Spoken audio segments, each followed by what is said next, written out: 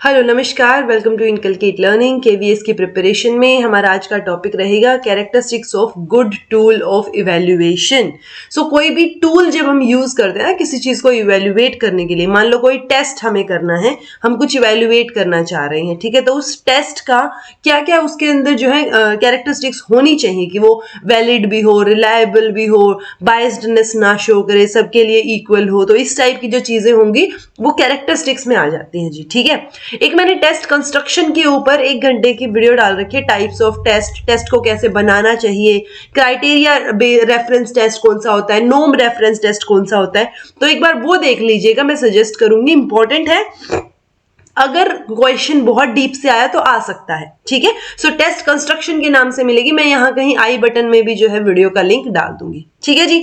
So this is presented by me Raveena. अगर आपको videos informative लग रही हैं तो लाइक शेयर सब्सक्राइब कर दीजिए इनकलकेट लर्निंग को, बिकॉज सब्सक्राइब करना बिल्कुल फ्री है, तो फ्री में इतना काम तो आप कर ही सकते हैं। चलिए कैरेक्टरिस्टिक्स के बारे में बात करते हैं। मेजरली ये 2 चीजों में कंफ्यूजन भी होता है, प्लस इन्हीं 2 चीजों से बहुत सिंपल सा क्वेश्चन आ जाता है, ठीक है, कि कोई टेस्ट वैलिड है या नहीं और वो रिलायबल है या नहीं। ओके, तो इनमें डिफरेंस भी हमें पता होना चाहिए। प्लस जब हम टेस्ट की या जिन इनकी वो देखते हैं ना, कोई भी टेस्ट को जब कैरेक्टरिस्टिक्स देखते हैं किसी भी टेस्ट की, तो उस टाइम पे 2 तरीके से देखते हैं। एक तो जैसे हम स्कूल में टेस्ट लेते हैं कि अच्छा वो वैलिड होना चाहिए, अब वो किस तरीके से वैलिड होना चाहिए, वैलिडिटी में बहुत सारे टाइप्स आ जाते हैं। तो वो जब रिसर्च करते हैं हम, ये हम वैसे तो नेट के पेपर में रिसर्च के टाइम पे पढ़ते हैं इन चीजों को थोड़ा सा डीप में जाके, बट वैलिडिटी को मैं थोड़ा सा डीप में आपको करवाऊंगी कि अगर बहुत ज्यादा डीप से क्वेश्चन आ जाए तो आपको समझ आए कि अच्छा ऐसा कुछ भी एग्जिस्ट करता है। ओके, तो चलिए इन सभी को एक एक करके डिस्कस कर लेते हैं। सबसे पहला है वैलिडिटी। वैलिडिटी मतलब कई बार हम बोलते हैं ना कि ये टेस्ट वैलिड भी है या नहीं, मतलब जो चीज हम देखना चाह रहे हैं क्या वो ये मेजर करके देगा हमें या नहीं। सो बेसिकली घूम फिर के इसकी बात आती है एक्यूरेसी की तरफ कि ये जो टेस्ट हम ले रहे हैं, कर रहे हैं, वो क्या एक्यूरेट है। मान लो हमें कोई भी टेस्ट, मान लो क्लास में एक टेस्ट होना है 4 यूनिट का, पहली 4 यूनिट का, ठीक है, पहले 4 चैप्टर्स का, फर्स्ट से लेके 4th तक। अब हमें ये पता होना चाहिए कि अगर ये टेस्ट बच्चे ने पास कर लिया, दैट मीन्स वो वैलिड है कि वो जो सारा का सारा पोर्शन 1 से 4 चैप्टर था वो उसको बहुत अच्छे से आता है, ठीक है। सो वो वैलिडिटी होगी कि हाँ कितना एक्यूरेटली आप बता पाते हैं कि वो जो टेस्ट जिस चीज को इवैल्यूएट करने के लिए रखा गया था वो एग्जैक्ट चीज मेजर हुई भी है या नहीं। So validity is the ability of measuring instrument to actually, अब measuring instrument में कौन सा आ गया, आप जो टेस्ट कर रहे हैं या फिर जो भी, मान लो आपने ब्लड टेस्ट करवाने गए, सो ब्लड टेस्ट के लिए जिस इंस्ट्रूमेंट का उन्होंने इस्तेमाल किया क्या वो एक्यूरेट है। सेम अप्लाइज कि जो टेस्ट आपने क्लास में लिया, वो जिस भी चीज के लिए आपने लिया था, जिस ऑब्जेक्टिव के साथ लिया था, क्या वो एक्यूरेटली उन चीजों को मेजर कर रहा है। सो वैलिडिटी का हमेशा VA है ना, VA वैलिडिटी में, तो वैलिडिटी हमेशा एक्यूरेसी देखेगा, ए से एक्यूरेसी, ऐसे आप याद रख सकते हैं इसको, ठीक है जी। सो वैलिडिटी ये चेक करेगा कि जो क्लेम कर रहे हैं आप कि इस चीज से ये मेजर हो रहा है, तो क्या वो चीज एग्जैक्टली मेजर हो भी रही है या नहीं हो रही है। Concept of validity can also be understood by posing a question: Are we measuring or able to measure what we originally intended to measure? यानी जो चीज हमें मेजर करनी थी ओरिजिनली, क्या वही चीज मेजर हो रही है। Generally, validity is termed to be much more important than reliability. So कई बार वैलिडिटी ज्यादा जरूरत हो जाती है वैलिडिटी की, मतलब ये पूछ लेते हैं ना कि सबसे इंपॉर्टेंट कैरेक्टरिस्टिक कौन सी है, तो उसमें हम सबसे पहले प्रेफरेंस वैलिडिटी को देते हैं, उसके बाद रिलायबिलिटी को। विदाउट वैलिडिटी रिसर्च जो है वो गलत डायरेक्शन में जा सकता है, क्योंकि जो आप मेजर करना चाह रहे थे वो चीज तो मेजर हो ही नहीं रही अगर वैलिडिटी गलत है तो, ठीक है, या वैलिडिटी नहीं है तो। सो वैलिड होना बहुत जरूरी है।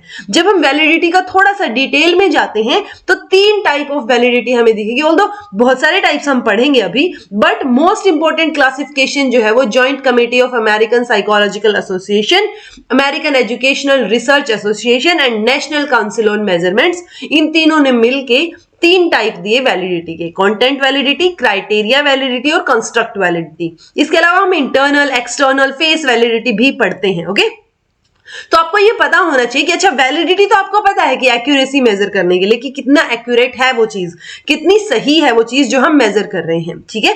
बट उसके अलावा मान लो जैसे मैंने बोला ना 1st से 4th चैप्टर तक आप देखना चाह रहे हैं, सो वो कंटेंट वैलिडिटी हो जाएगी कि आप पर्टिकुलर किसी एक मतलब कोई चीज आपके पास है कि आपने इतने पोर्शन की वैलिडिटी चेक करनी, इतने पोर्शन का आपने टेस्ट लेना है, सो वो कंटेंट बच्चे को सही से आता है या नहीं वो हमें मेजर करना है, तो वो कंटेंट वैलिडिटी हो गई, ठीक है। क्राइटेरिया किसी पर्टिकुलर क्राइटेरिया के लिए, जैसे इसमें हम 2 टाइप पढ़ लेते हैं, प्रेडिक्टिव और कॉन्करेंट वैलिडिटी, और एक है कंस्ट्रक्ट वैलिडिटी। तो ये पार्ट जो है ना वैलिडिटी के टाइप्स वाला, ये हम यूजुअली रिसर्च में पढ़ते हैं कि जब आप रिसर्च कर रहे हैं किसी टॉपिक के ऊपर, जब आप इवेल्युएट करेंगे वहां पे जो टेस्ट करके देखेंगे, सो उसमें किस तरीके की वैलिडिटी के टाइप्स आ सकते हैं। ओके, तो थोड़ा डीप में जाते हुए वैलिडिटी के टाइप्स हम पढ़ते हैं, कंटेंट वैलिडिटी, क्राइटेरिया वैलिडिटी जिसमें हम कॉन्करेंट और प्रेडिक्टिव वैलिडिटी पढ़ेंगे, कंस्ट्रक्ट वैलिडिटी जिसमें कन्वर्जेंट और डाइवर्जेंट वैलिडिटी हो जाएगा, फेस वैलिडिटी, इंटरनल वैलिडिटी और एक्सटर्नल वैलिडिटी, ठीक है। एक एक करके इनको देख लेते हैं। नाम से पता चल रहा है कंटेंट, यानी कि जो चीज आप देखना चाह रहे हैं, जो मान जैसे मैंने बोला ना कि जो थ्योरेटिकल पार्ट या जो 1st से लेके 4th चैप्टर तक, अब आपने क्या किया, बच्चों को 4 चैप्टर दे रखे हैं पढ़ने को, लेकिन आपने सारे के सारे क्वेश्चन जो 4th टफ चैप्टर था ना उसमें से सारे क्वेश्चंस बना दिए, मतलब टेस्ट में पहले, दूसरे और तीसरे चैप्टर से तो क्वेश्चन ही नहीं आपने डाले, ठीक है। तो वो कंटेंट वैलिडिटी कैसे हुई ना, क्योंकि कंटेंट तो आपने 4 चीजों का दिया था, हो सकता है कोई बच्चा 4th चैप्टर कम पढ़ के गया हो तो उसके तो बिल्कुल ही मतलब कैसे हुआ ना, वो टेस्ट वैलिड तो हुआ ही नहीं कंटेंट वाइज, तो राइट। सो जब भी हम वैलिडिटी में कंटेंट वैलिडिटी की बात करेंगे, सो वो चीजें एग्जैक्टली उतनी होनी चाहिए। एग्जाम्पल दे रखा है जैसे if researcher wants to develop an achievement test of spelling, ठीक है, 3री क्लास के बच्चों के लिए रिसर्चर ने क्या किया है, एक टेस्ट बनाना है, अचीवमेंट टेस्ट, और स्पेलिंग के लिए बनाना है, ठीक है। then a researcher could identify nearly all the possible words that the 3rd grade students या children should know। तो ऐसा नहीं होना चाहिए ना कि आप 3rd क्लास के बच्चे का स्पेलिंग टेस्ट ले रहे हैं और आप इतनी टफ स्पेलिंग्स की बात कर रहे हैं जो कि शायद 4th या 5th स्टैंडर्ड में पढ़ाई जाती, ओके।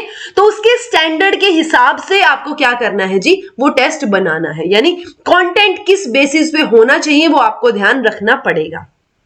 तो जब टेस्ट की कंटेंट वैलिडिटी होती है, the items on the test represent the entire range of possible items the test should cover.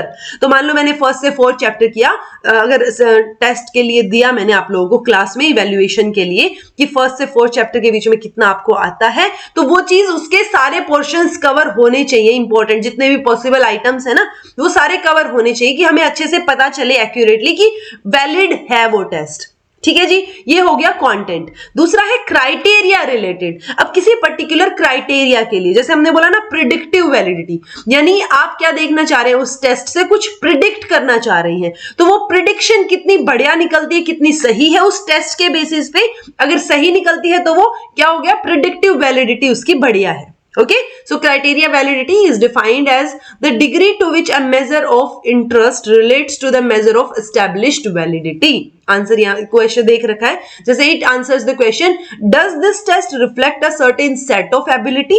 तो वो certain set of ability, जैसे मान लो आपने क्या करना है, 12th क्लास में आपने ये जो होता है ना हमारा PMT, IIT, नीट, ये जो JEE वाला एग्जाम होता है, वो एग्जाम आपने देना है, नीट वाला, ओके, नीट या IIT वाला। तो वो वाला एग्जाम आपने दिया, अब आप क्या कर रहे हैं, आपने कोचिंग लेनी शुरू की है वो एग्जाम देने के लिए, और वहां पे मॉक टेस्ट होते हैं, मान लो आप KVS के लिए भी मॉक टेस्ट दे रही हैं, ठीक है।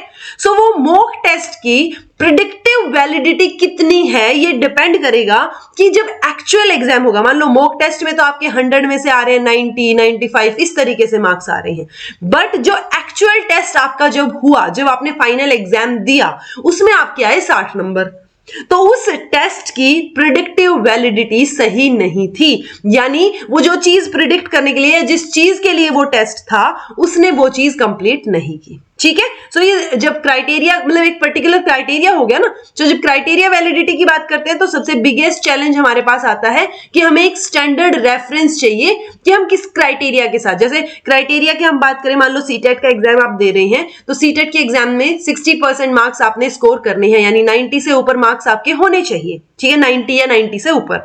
अब उसमें क्राइटेरिया सेट कर दिया ना एक 60% का, तो ऐसे ही वैलिडिटी में एक क्राइटेरिया सेट करने के लिए हमें रेफरेंस तो चाहिए कुछ, तो एक स्टैंडर्ड रेफरेंस के साथ जब हम कंपेयर करेंगे तभी तो चीजें क्राइटेरिया एक सेट होगा, तो वो स्टैंडर्ड रेफरेंस भी हमें चाहिए होता है और वो एक बिगेस्ट चैलेंज है, वो स्टैंडर्ड लेके आना।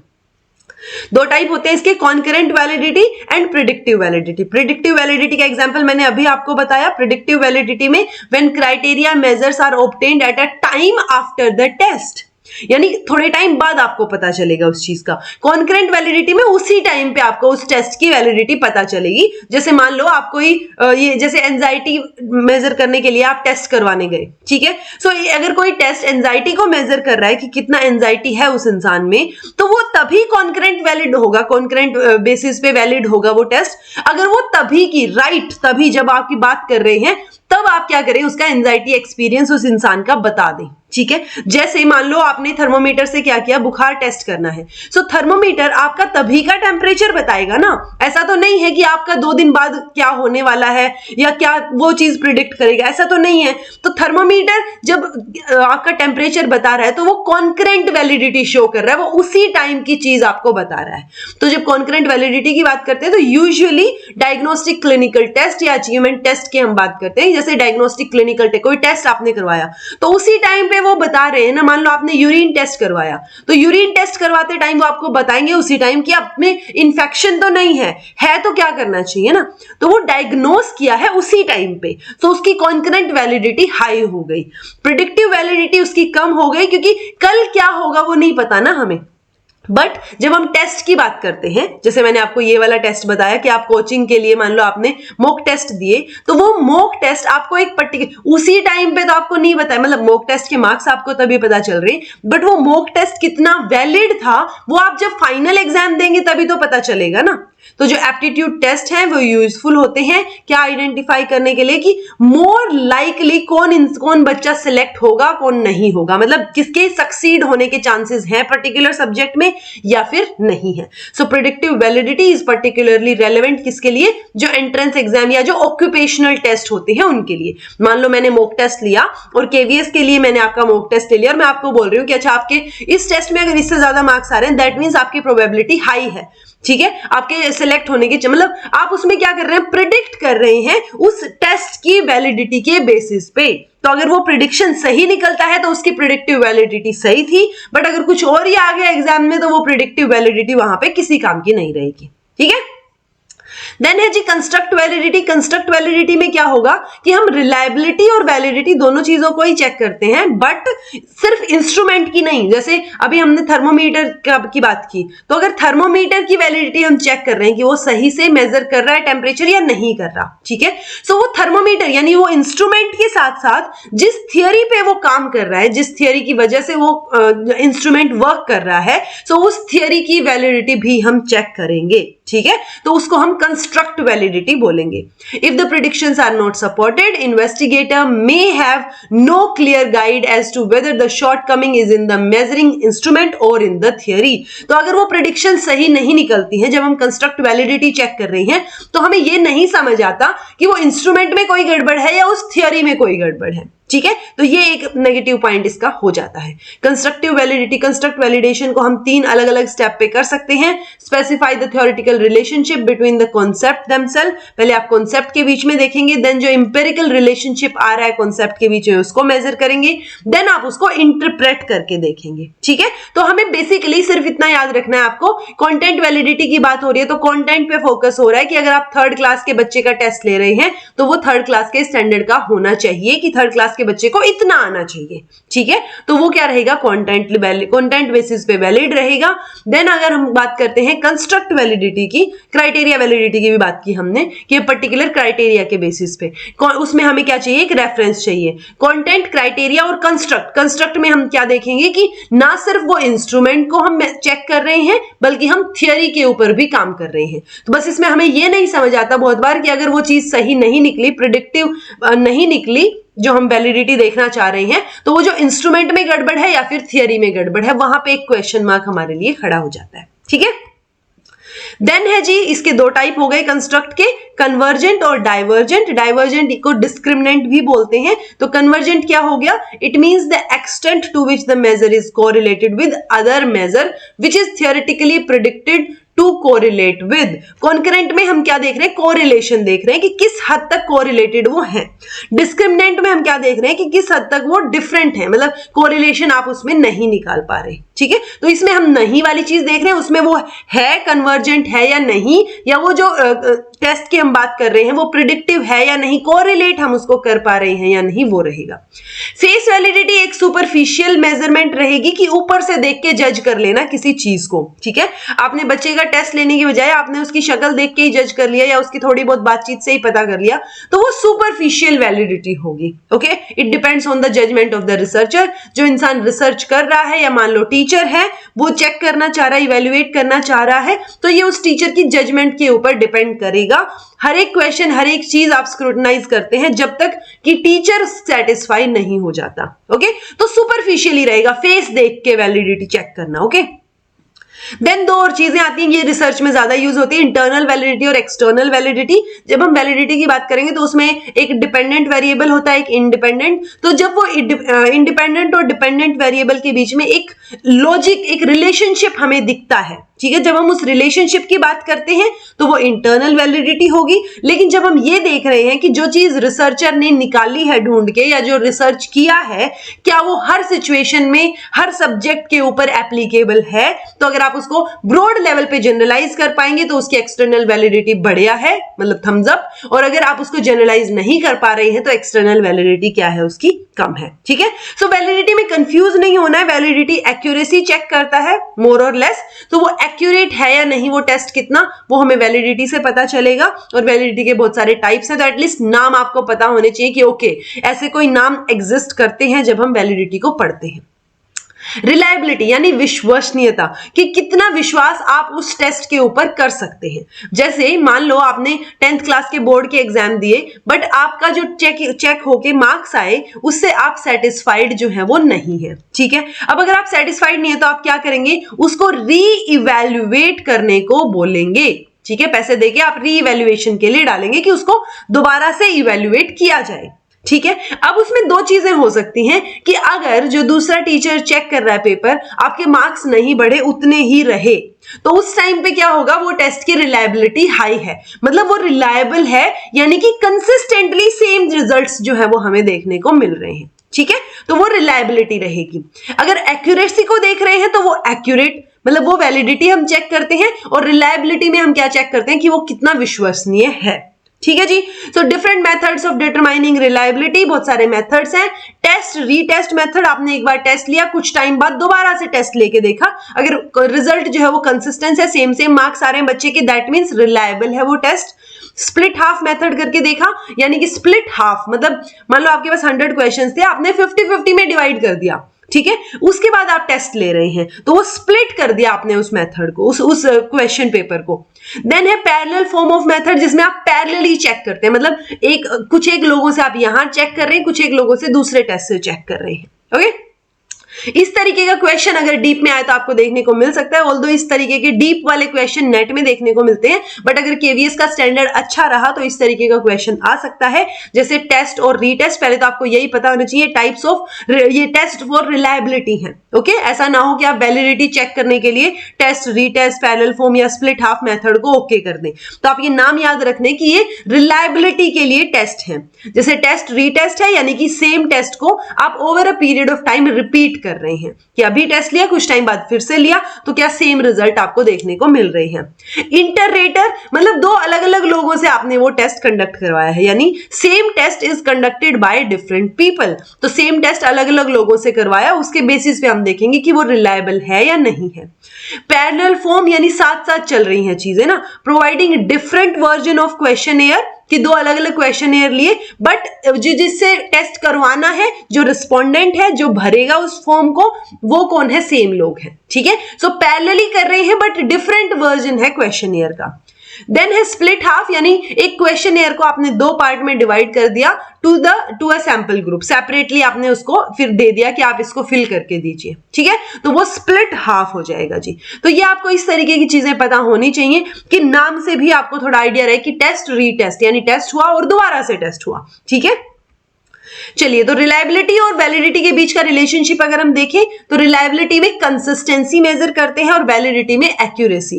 प्रीवियस ईयर में आपका सिंपल सा इतना क्वेश्चन आया था कि किस चीज से हम कंसिस्टेंसी चेक करते हैं, तो और उसके बाद ऑप्शन दे दिया रिलायबिलिटी से, वैलिडिटी से, वगैरह वगैरह, तो वो रिलायबिलिटी आ जाएगा। Reliability is about consistency of a measure, कि आप कंसिस्टेंसी चेक कर रहे हैं।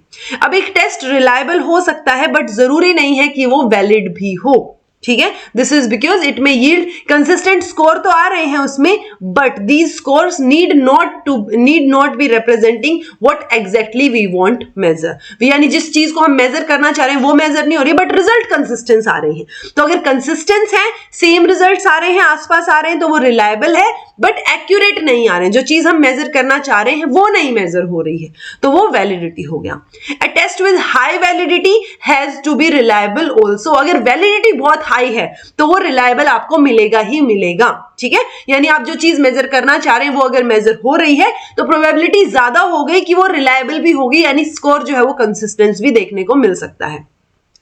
Valid test is also a reliable test, but a reliable test may not be a valid one. तो ये स्टेटमेंट याद रखिएगा कि वैलिड टेस्ट जो है वो तो रिलायबल होगा ही होगा, बट रिलायबल है तो जरूरी नहीं है कि वो वैलिड भी हो, ठीक है। ये शॉर्ट फॉर्म हो गई हमारी इन्हीं दोनों स्टेटमेंट्स की।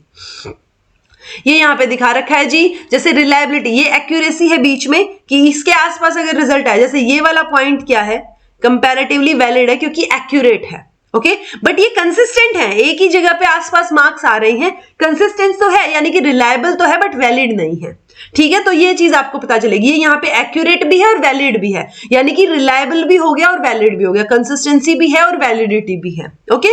ये यहाँ पे दूर दूर है, मतलब आसपास भी नहीं है, कंसिस्टेंट रिजल्ट भी नहीं आ रहा, तो रिलायबल भी नहीं है और एक्यूरेट भी नहीं है सारे के सारे, तो वैलिड भी नहीं है।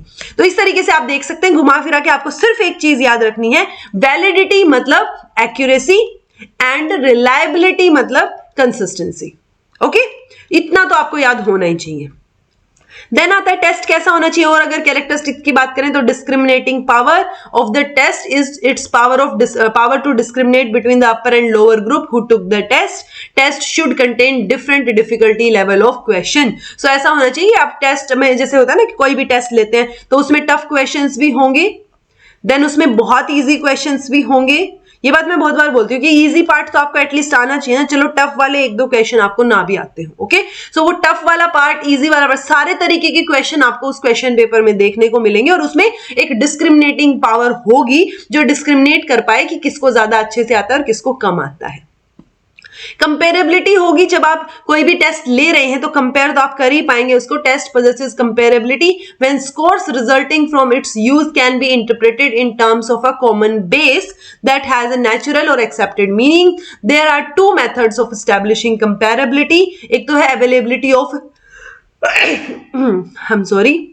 Availability of equivalent form of test, and दूसरी रहेगी अवेलेबिलिटी ऑफ एडिक्वेट नॉर्म्स, यानी कि आप उस टेस्ट की वजह से आप रैंकिंग कर पाए, कंपेयर भी कर पाए जो स्टूडेंट्स हैं उनके मार्क्स को, वो चीज भी रहेगी। देन है यूटिलिटी मतलब वो टेस्ट जो है, वो जो हमने टेस्ट लिया है उसकी यूटिलिटी कब होगी, if it provides the test condition that would facilitate realization of the purpose for which it is mean, यानी कि जिस चीज के लिए इसको बनाया गया है वो चीज ये चेक कर रहा हो, जैसे यानी कि वैलिडिटी हो, तो अगर इसकी वैलिडिटी अच्छी होगी, जो चीज हम जिस पर्पज के साथ हमने उसको बनाया है, तो उसकी यूटिलिटी भी अच्छी होगी, यानी आप उसको यूटिलाइज कर सकते हैं।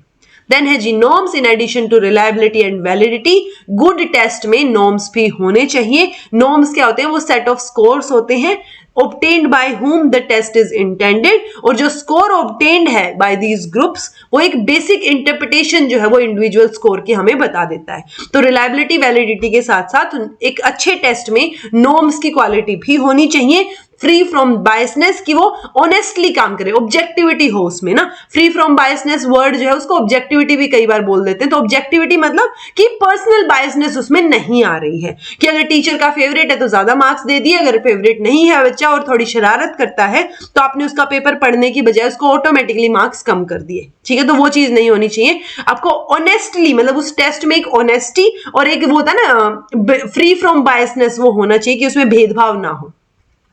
देन है जी कॉम्प्रीहेंसिवनेस, कि होलिस्टिक चीजों को चेक करे वो टेस्ट ना। जैसे हम बोल रहे थे ना कॉन्टिन्यूअस एंड कॉम्प्रीहेंसिव इवैल्यूएशन, तो कॉम्प्रीहेंसिवनेस होनी चाहिए उसमें, कि स्कॉलिस्टिक को स्कॉलिस्टिक सारी चीजें जो एंटायर फील्ड ऑफ स्टडी है उसको वो टेस्ट जो है वो कवर कर रहा है, तो कॉम्प्रीहेंसिवनेस इसमें होनी चाहिए। सजेस्टेड वीडियो आपके लिए रहेगी टेस्ट कंस्ट्रक्शन की वीडियो, एक बार उसको देख लीजिएगा, कैसे टेस्ट कंस्ट्रक्ट किया जाता है, किन किन चीजों का ध्यान रखा जाता है टेस्ट कंस्ट्रक्ट करते time, standardise test, non standardise test क्या होते हैं, वो बहुत डिटेल में मैंने उस वीडियो में करवा रखा है। मैं प्लेलिस्ट में भी डालने का ट्राई करूंगी, तो एक बार अगर मैं नहीं भी डाल पाऊं तो आप उसको एक बार देख लीजिएगा। ठीक है जी, this was all about today. Thank you so much for watching. Be happy, keep smiling, be consistent in your studies and subscribe to Inculcate Learning because it is absolutely free. So free में इतना काम तो हो ही सकता है कि आप subscribe कर दें इनकलकेट लर्निंग को। Thank you.